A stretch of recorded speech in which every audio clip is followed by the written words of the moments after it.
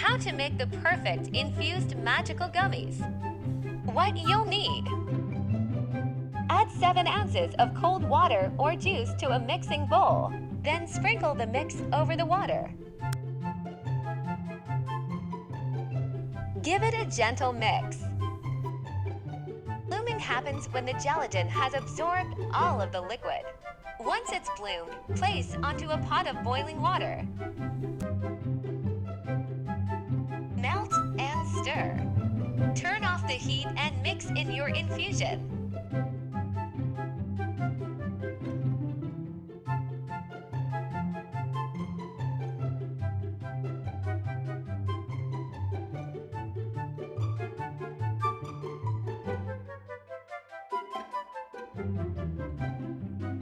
Let them firm up on the counter or in the fridge.